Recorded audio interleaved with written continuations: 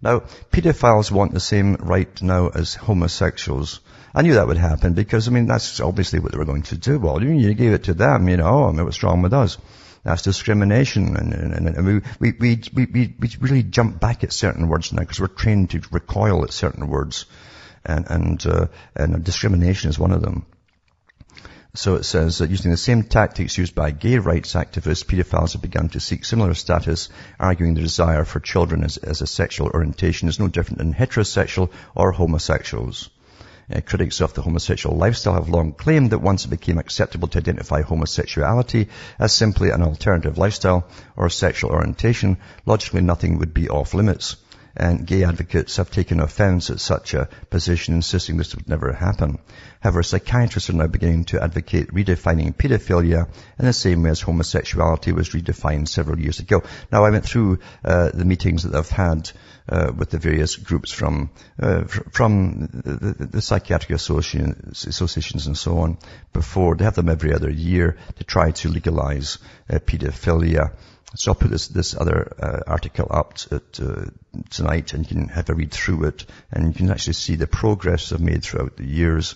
And eventually, as I've said, pedophilia will be gone from the dictionary because society is kaput now anyway. It's finished. I've watched it my whole life, the whole agenda going down the tubes. It's pretty bad when you have to go into the ex-Soviet Union to see what's been happening. They followed the whole Marxist concepts that we're now following and been taught in universities by the specially planted and placed professors.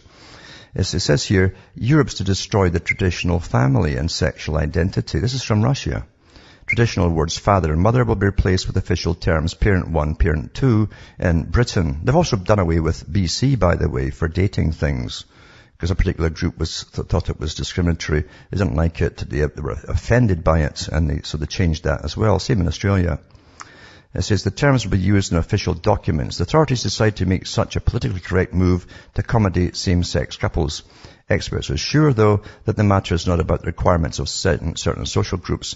The decision is another step towards the destruction of traditional families. And that's true. You have to go through the planks of the Communist Manifesto for those who are still care about why things are happening today and how they're related to the past. And you have to go into that to find out that pretty well they've completed all of the planks of the Communist Manifesto. In fact, Bezmenov, who came over from the KGB and defected, said that in the 80s. He says they were delighted and shocked to find out that their destabilization and destruction through liberalism, they called it, techniques through universities had taken off so well and had been accomplished in such a short time. The words father and mother will be removed from British passport applications before December 2011.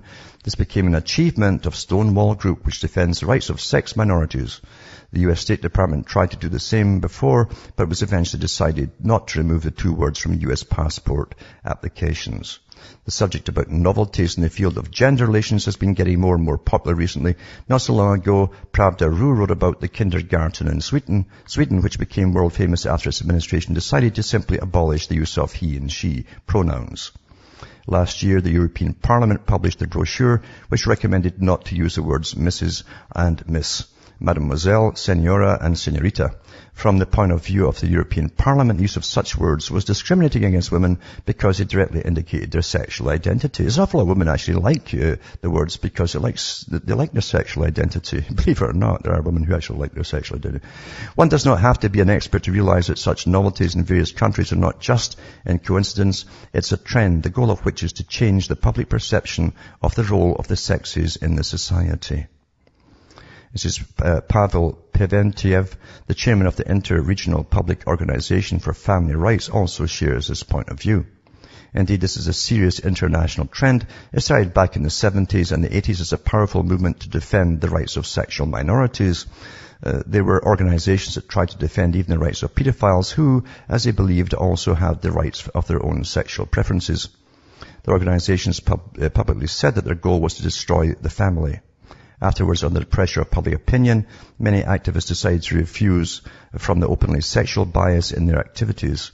They proceed towards the protection of human rights. This is how they approach children's rights today.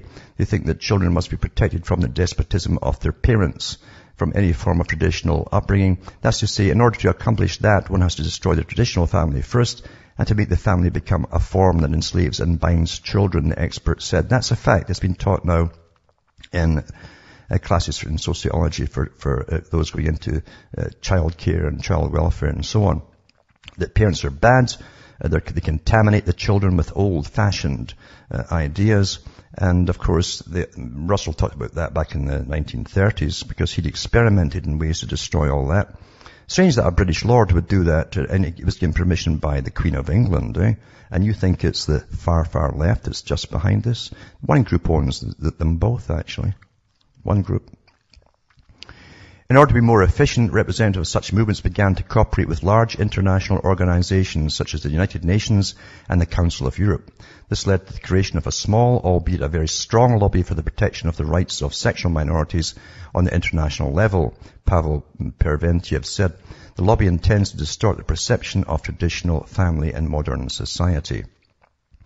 As a result, European officials already try to avoid the use of the word family in top-level international documents. Unless you're talking about the family of nations and stuff like that, that's okay. Instead, they use family in all of its forms expression, which implies all forms of cohabitation. As a matter of fact, they deliberately erode and expand the notion of family. The family as we know it has virtually disappeared from the new term. The lobby prefers to move in small steps. First, they say that one should not discriminate human beings on their gender rights and sexual orientation. It's hard to argue with this indeed. In Russia, there's no discrimination of real human rights on the basis of sexual preference. At the same time, they create special, previously unseen rights and preferences for homosexuals on the international level. As a result, they attach special importance to sexual orientation, which distinguishes a person and makes them stand higher than others. In other words, they elevate minorities above all the rest, Pavel Perventiev said. So anyway, it says the words indicating the sexual identity of people gradually disappear from official speech and documents. If they abolish he, she, father and mother, they will not be able to abolish the gender per se. However, it can be possible to undermine the traditional perception of gender.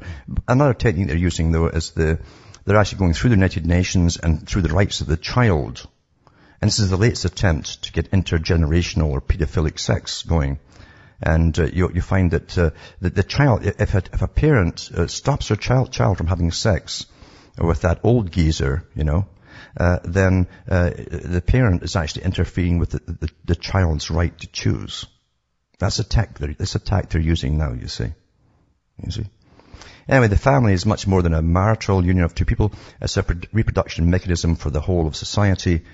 You understand now the government wants to be in the charge of everything that the family used to do itself. That's the whole idea of this world society, this planned, organized, expert-run society. They're taking place of the family unit and what was a real community, not the artificial things the Soviet systems are putting up now, but a real community, because people didn't need social agencies to come in and help them out, or the sick folk who were just let out of hospital. The local folk look after them themselves. I remember that when I was small. That's what we used to do. So anyway, this is a big step towards it too, is doing away with, you don't really call anybody anymore. I guess we'll have titles, and the new super Soviet will have titles, super titles and things like that. Awfully trendy, eh?